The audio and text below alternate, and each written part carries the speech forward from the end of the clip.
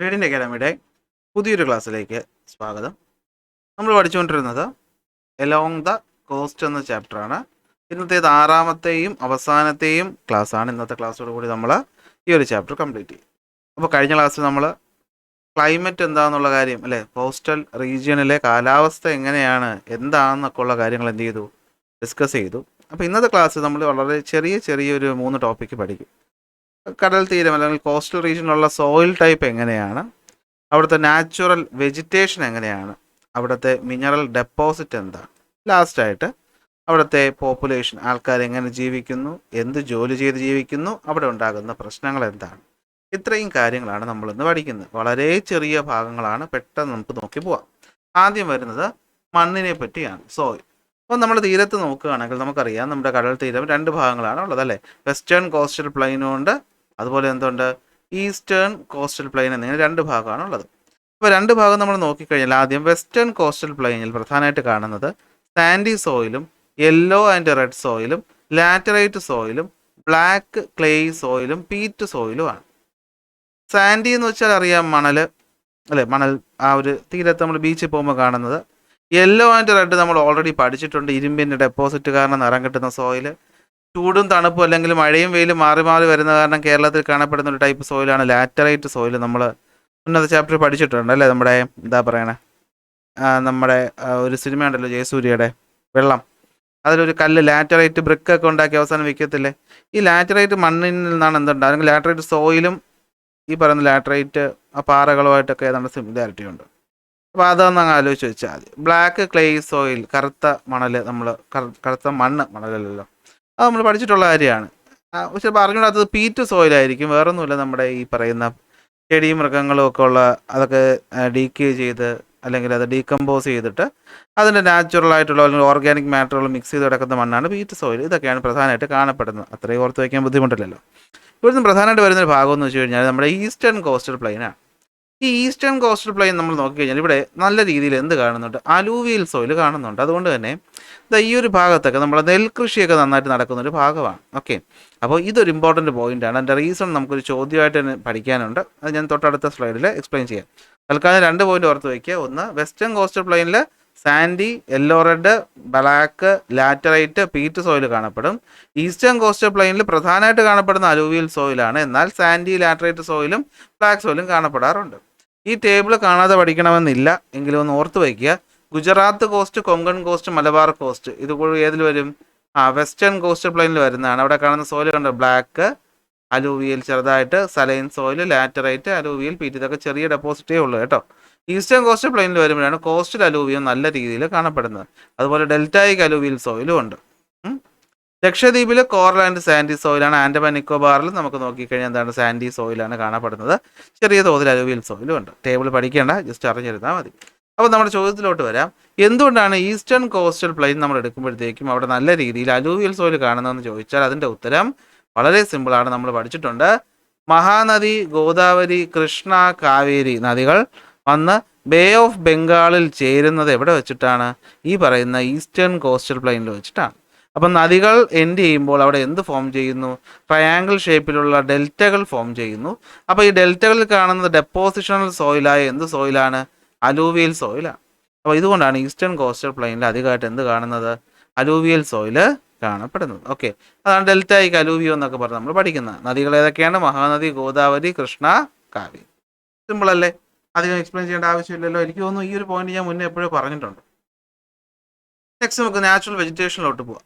അപ്പോൾ നമ്മൾ നോക്കിക്കഴിഞ്ഞാൽ നമ്മുടെ മൊത്തം കോസ്റ്റൽ പ്ലെയിൻ, നമ്മുടെ ഗുജറാത്ത് തൊട്ട് ഇങ്ങനെ റൈറ്റ് വരെ പോയി കഴിഞ്ഞാൽ ഏതാണ്ട് എല്ലായിടത്തെയും എന്താണ്, ക്ലൈമറ്റിൽ വലിയ വ്യത്യാസമൊന്നുമില്ല അല്ലേ. ക്ലൈമറ്റിൽ വലിയ വ്യത്യാസമൊന്നും ഇല്ലാത്തതുകൊണ്ട് തന്നെ ഏതാണ്ട് ഒരേ ടൈപ്പ് ക്ലൈമറ്റ് അല്ലെങ്കിൽ ഒരേ ടൈപ്പ് നാച്ചുറൽ വെജിറ്റേഷനാണ് എല്ലായിടത്തും കാണപ്പെടുന്നത്. ഈ കോസ്റ്റൽ വെജിറ്റേഷൻ നമുക്ക് 2 ആയിട്ട് തിരിക്കാം.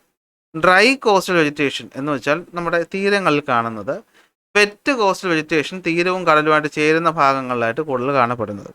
ഡ്രൈയിൽ നമുക്ക് വരുന്നതാണ് Sandy strand vegetation, Rocky strand vegetation. പേര് കേൾക്കുമ്പോൾ ഭയങ്കരമായിട്ട് തോന്നുമെങ്കിലും വേറൊന്നുമില്ല. ഇവിടെ നോക്കിയാൽ ഐഡിയ കിട്ടും. കണ്ടോ, ഇതുപോലെ തീരങ്ങളിൽ ചെറിയ പുല്ല് പിടിച്ച് കിടക്കുന്ന നിങ്ങൾ കണ്ടിട്ടില്ലേ? അതായത് മണലിൽ കാണുന്ന എന്താണ് ചെടികൾ, അതാണ് സാൻഡി സ്ട്രാൻഡ് വെജിറ്റേഷൻ എന്ന് പൊതുവെ നമ്മൾ പറയുന്നത്. അതിൽ റോക്കി സ്ട്രാൻഡ് എന്ന് പറയുമ്പോൾ മണലിന് പകരം എന്തായിരിക്കും, പാറകളായിരിക്കും. അവിടെയും ചെറിയ ചെടികൾ ഇങ്ങനെ കാണപ്പെടാറുണ്ട്. അതാണ് സാൻഡി സ്ട്രാൻഡ് വെജിറ്റേഷൻ എന്നും റോക്കി സ്ട്രാൻഡ് വെജിറ്റേഷൻ എന്നും പറയുന്നത്. പിന്നെ വെറ്റ് കോസ്റ്റൽ വെജിറ്റേഷൻ എന്ന് പറയുമ്പോൾ അറിയായിരിക്കുമല്ലോ. വെറ്റ് എന്ന് പറയുമ്പോൾ നനവുള്ള ഭാഗം. അതിലൊന്നാമത് വരുന്ന മാംഗ്രൂവ് ആണ്. അതിപ്പോൾ വീണ്ടും പറഞ്ഞു തരണമെങ്കിൽ നമ്മൾ തൊട്ടടുത്ത സ്ലൈഡിൽ അത് എക്സ്പ്ലെയിൻ ചെയ്യുന്നുണ്ട്, അപ്പോൾ പറഞ്ഞുതരാം. സോൾട്ട് മാർഷി പ്ലാന്റ് എന്ന് വെച്ചാൽ എന്താണ്? ഈ തീരവും നദിയും ഒക്കെ ചേരുന്ന ഭാഗത്ത് ചതുപ്പ് നിലങ്ങൾ ഉണ്ടാകാറുണ്ട് അല്ലെ, മാർഷി ഏരിയാസ്. അപ്പോൾ ഈ ചതുപ്പിൽ കാണപ്പെടുന്നതാണ് സോൾട്ട് മാർഷി പ്ലാന്റ്. കടലിൻ്റെ തീരത്തായതുകൊണ്ട് തന്നെ ഈ വെള്ളത്തിന് ഉപ്പുരസം കാണും. നോർമലി ചെടി വളരുന്ന ഒരു സ്ഥലമല്ല. അങ്ങനത്തെ ഹാർഷ് കണ്ടീഷനിലൊക്കെ വളരുന്നതാണ് സോൾട്ട് മാർഷി വെജിറ്റേഷൻ. ഇവിടെ നോക്കിയാൽ നിങ്ങൾക്ക് കാണാൻ പറ്റും, ഇങ്ങനെ ചതുപ്പ് നിലത്തിൽ വളർന്നു കിടക്കുന്ന പുല്ല്. സീ വീടെന്ന് വെച്ചാൽ പറഞ്ഞു തരേണ്ട കാര്യമില്ലല്ലോ, കടലിൽ കാണുന്ന കളകൾ. സീ ഗ്രാസ്, കടലിൽ കാണുന്ന പുല്ല്. കോറൽ പ്ലാന്റ്സ് എന്ന് വെച്ച് കഴിഞ്ഞാൽ എന്താണ്? കടലിനകത്ത്, അതായത് കടൽ ഇവിടെ നമുക്ക് ഇത് പറയുമ്പോൾ നമ്മൾ ഉൾക്കടലിലോട്ട് കുറച്ച് പോകേണ്ടി വരും. അതാണ് കോറൽ പ്ലാന്റ്സ്. അതുകൊണ്ട് തന്നെയാണ് ഇതിൻ്റെ വിശദീകരണമൊന്നും നമുക്ക് പഠിക്കേണ്ട കാര്യമില്ല. ജസ്റ്റ് ഒന്ന് അറിഞ്ഞിരുന്നാൽ മാത്രം മതി. ചെടികളൊന്ന് ഓർത്ത് വെച്ചാൽ നിങ്ങൾക്ക് ആ പേരിനൊന്ന് റിലേറ്റ് ചെയ്യാനായിട്ട് പറ്റും. അത്രയേ ഉള്ളൂ. അതങ്ങനെ ഒരുപാട് മെനക്കെട്ട് പഠിക്കേണ്ട കാര്യമില്ല. മാംഗ്രൂവ്സിനെ പറ്റി പറയുന്നത് കൊണ്ട് നമുക്കൊന്ന് നോക്കാം. എന്താണ് മാംഗ്രൂവ് എന്ന് വെച്ച് കഴിഞ്ഞാൽ, സോൾട്ട് വാട്ടറും മാർഷി ആയിട്ടുള്ള ട്രോപ്പിക്കൽ കോസ്റ്റുകൾ, പ്രധാനമായിട്ടും നമ്മുടെ ഈ പറയുന്ന വലതുവശത്ത് നമ്മുടെ ബേ ഓഫ് ബംഗാൾ, വെസ്റ്റ് ബംഗാളും ആ ഭാഗത്തായിട്ട് നമ്മുടെ കടലും നദിയും ചേരുന്ന ഭാഗത്ത് കാണപ്പെടുന്ന ചെടികൾ, അതിനെയാണ് നമ്മൾ എന്ത് വിളിക്കുന്നത്? കണ്ടൽ കാടുകൾ എന്ന് വിളിക്കുന്നത്. ഏതാണ്ട് 380 കിലോമീറ്റർ ഓഫ് നമ്മുടെ കോസ്റ്റൽ റീജിയനിൽ എന്തുണ്ട്? മാംഗ്രൂവ് ഉണ്ട്. മാംഗ്രൂവ് എന്ന് പറയുമ്പോൾ എടുത്തു പറയേണ്ട പേരാണ് എന്ത്? സുന്ദർബൻ. എവിടെയാണ്?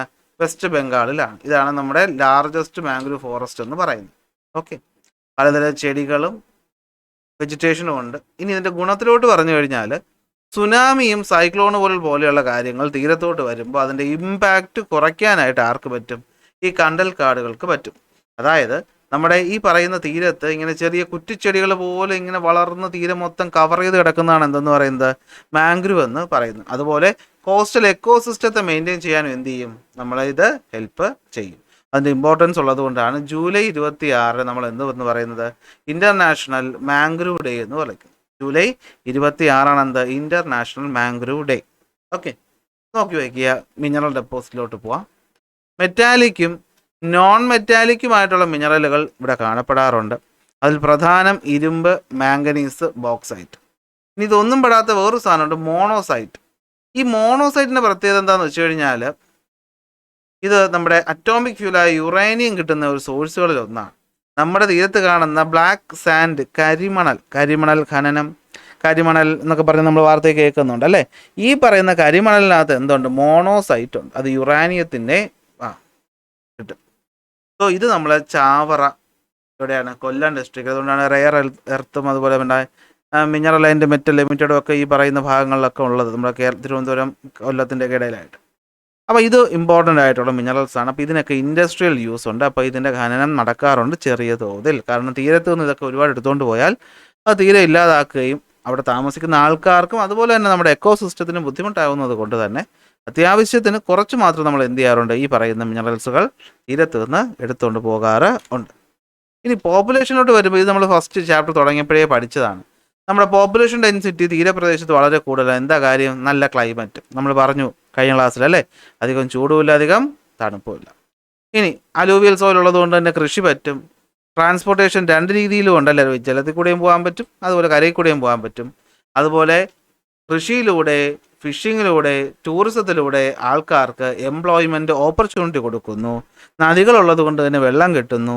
മിനറൽ ഉള്ളത് കൊണ്ട് തന്നെ നമ്മുടെ ഇൻഡസ്ട്രിയിൽ പ്രവർത്തിക്കുന്നു. അപ്പോൾ ഇതിനൊക്കെ സ്യൂട്ടബിൾ സ്ഥലമായതുകൊണ്ട് തന്നെ ഈ സ്ഥലങ്ങൾ ഡെൻസിലി പോപ്പുലേറ്റഡ് ആണ്.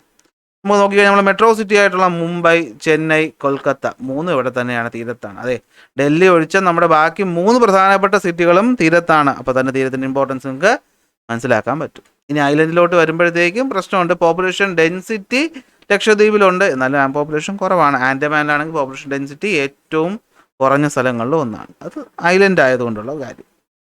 ഇനി എക്കണോമിക് ആക്ടിവിറ്റി ഇപ്പോൾ പറഞ്ഞത് തന്നെയാണ്. എന്തായിരിക്കും എക്കണോമിക് ആക്ടിവിറ്റി എന്ന് വെച്ച് കഴിഞ്ഞാൽ? കൃഷി, ഫിഷിങ്, ഇതല്ലാതെ mineral based industry, ship building, ഫിഷിൻ്റെ പ്രോസസ്സിങ്, ഇതൊക്കെയാണ് പ്രധാനം. ഇതല്ലാതെ വരുന്ന ഏറ്റവും ഇമ്പോർട്ടൻസ് ആണ് എന്താണ്? ടൂറിസം. ഇതൊക്കെയാണ് പ്രധാനപ്പെട്ട ജോലികളെന്ന് പറയുന്നത്. അപ്പോൾ തീരത്തെ ആക്റ്റീവ് ആക്കാൻ പോർട്ടുകൾക്ക് വലിയൊരു പങ്കുണ്ട്. ഇപ്പോൾ തിരുവനന്തപുരത്ത് വിഴിഞ്ഞത്ത് പുതിയ പോർട്ട്, അദാനി പോർട്ട് വന്നതൊക്കെ നിങ്ങൾ അറിഞ്ഞു കാണുമല്ലോ. അപ്പോൾ പോർട്ട് വരുമ്പോൾ നാടിൻ്റെ തന്നെ രൂപം മാറും. കാരണം എന്താണ്? അത് എക്കണോമിക് ഡെവലപ്മെൻറ്റിൻ്റെ വളരെയധികം സ്വാധീനം ചെലുത്തുന്ന ഒന്നാണ് എന്ത്? നമ്മുടെ പോർട്ടുകളെന്ന് പറയുന്നത്. അപ്പോൾ അതാണ് എക്കണോമിക് ആക്ടിവിറ്റിയെ പറ്റി പറയുന്നത്. ലാസ്റ്റ്, തീരങ്ങളുണ്ടാകുന്ന പ്രശ്നങ്ങൾ എന്താ നിങ്ങൾക്ക് തന്നെ അറിയാം. സുനാമിയും നിരന്തരമായിട്ടുണ്ടാകുന്ന സൈക്ലോണുകളും അതുപോലെ തന്നെ എന്താണ് നമ്മുടെ ഗ്ലോബൽ വാർമിംഗ് പോലുള്ള കാര്യങ്ങൾ ഉണ്ടാകുന്ന കാരണം കടലിൻ്റെ ലെവൽ കൂടുന്നതുമാണ് ആൾക്കാർ ഫേസ് ചെയ്യുന്ന പ്രധാനപ്പെട്ട ചലഞ്ചുകളെന്ന് പറയുന്നത്. അപ്പോൾ എന്താണ് ഈ പറയുന്ന ഡിസാസ്റ്ററുകൾ നേരത്തെ മോണിറ്റർ ചെയ്ത് അതിനനുസരിച്ചുള്ള വാർണിംഗ് കൊടുക്കുകയാണെങ്കിൽ ആൾക്കാർക്ക് തീരത്തുനിന്ന് മാറി താമസിക്കാനും അവരുടെ ജീവൻ രക്ഷിക്കാനും സാധിക്കും. പുതിയ ടെക്നോളജികളുടെ യൂസിലൂടെ നമുക്കിത് എന്ത് ചെയ്യാൻ പറ്റും? ഈസി ആയിട്ട് കൊണ്ടുവരാനായിട്ട്. അപ്പോൾ ഇതാണ് എന്ത് നമ്മുടെ തീരങ്ങളുമായി ബന്ധപ്പെട്ട് വരുന്ന കാര്യം. Okay, appropriate resource planning and conservation strategies is necessary for the suitable utilisation of coastal resources and to get its benefits to the local people. ഇപ്പോൾ പറഞ്ഞ കാര്യം തന്നെയാണ് ഈ സെൻറ്റൻസിൽ പറയുന്നത്. ഓക്കെ, അങ്ങനെ സസ്റ്റൈനബിൾ ഡെവലപ്മെൻറ്റ് നമുക്ക് കൊണ്ടുവരാനായിട്ട്. ഓക്കെ, എന്ന് വെച്ചാൽ തീരങ്ങൾ നമുക്ക് ആവശ്യമാണ്, പക്ഷേ അധികമായിട്ട് ഉപയോഗിച്ചാൽ തീരം ഇല്ലാതായി പോകും. അപ്പോൾ അതാണ് ഇവിടെ ഉദ്ദേശിക്കുന്നത്. അപ്പോൾ അതാണ് പറയുന്നത്. ഒന്നുകൂടി നമുക്ക് നോക്കാം. സോയിലിനകത്ത് നമ്മൾ പറഞ്ഞ എല്ലാ പോയിന്റുകളും ഇവിടെയുണ്ട്. കേട്ടോ, ഇതാണ് ഞാൻ ടേബിൾ പഠിക്കേണ്ട എന്ന് പറഞ്ഞത്. കാണാതെ പഠിക്കേണ്ട എന്നാണ്. ഇതൊരു ആക്ടിവിറ്റിയാണ്. അപ്പോൾ നിങ്ങൾ ചെയ്യണം, നോക്കി വയ്ക്കണം. കാണാതെ പഠിക്കണമെന്നുള്ളത് ഉറപ്പില്ല. ഈ ചോദ്യത്തിൻ്റെ ഉത്തരവും നമ്മളവിടെ തന്നിട്ടുണ്ട്. ഓക്കെ, നാച്ചുറൽ വെജിറ്റേഷൻ്റെ കാര്യങ്ങളിവിടെ പറയുന്നുണ്ട്. പ്രധാനപ്പെട്ട നാച്ചുറൽ വെജിറ്റേഷൻ്റെ ഫ്ലോ ചാർട്ട് അത് നോക്കി വയ്ക്കുക തന്നെ വേണം. മാംഗ്രൂവ്സിനെ പറ്റി പറയുന്നത് കൊണ്ട് നമ്മൾ മാംഗ്രൂവിനെ എക്സ്പ്ലെയിൻ ചെയ്തിട്ടുണ്ട്. പിന്നെ വന്നത് മിനറൽ ഡെപ്പോസിറ്റാണ്. ഏതൊക്കെ ടൈപ്പ് മിനറലിൻ്റെ ഉപയോഗം കാര്യങ്ങളൊക്കെ നമ്മൾ ഡിസ്കസ് ചെയ്തു. പോപ്പുലേഷൻ ആൻഡ് ഹ്യൂമൻ ലൈഫിനകത്ത് നമ്മൾ പ്രധാനപ്പെട്ട വരുമാന മാർഗ്ഗങ്ങൾ എന്താണെന്നും അതിൻ്റെ ഇമ്പോർട്ടൻസ് എന്താണെന്നുള്ളത് പറഞ്ഞു. ലാസ്റ്റ് വരുന്നത് എന്താണ്? എക്കണോമിക് ആക്ടിവിറ്റീസിനെ പറ്റി നമ്മൾ കൃത്യമായിട്ട് പറഞ്ഞിട്ടുണ്ട്. ലാസ്റ്റ് വരുന്നത് ചലഞ്ചസ് ഫേസ്ഡ്, അതും എന്ത് ചെയ്തിട്ടുണ്ട്? ഡിസ്കസ് ചെയ്തിട്ടുണ്ട്. ഇത്രയും പറയുമ്പോഴത്തേക്കും നമ്മുടെ ഈ ചാപ്റ്റർ എന്ത് ചെയ്യാണ്? മനോഹരമായി അവസാനിക്കുകയാണ്. പറയാലോ, നോട്ട് വേണമെന്നുള്ളവർ ടെലഗ്രാമിലോ വാട്സാപ്പിലോ മെസ്സേജ് ചെയ്യുക. നമുക്ക് എന്ത് ചെയ്യാം? അടുത്ത ക്ലാസ്സിൽ അടുത്ത ടോപ്പിക്കുമായിട്ട് കാണാം. അതുവരെ ബൈ ബൈ.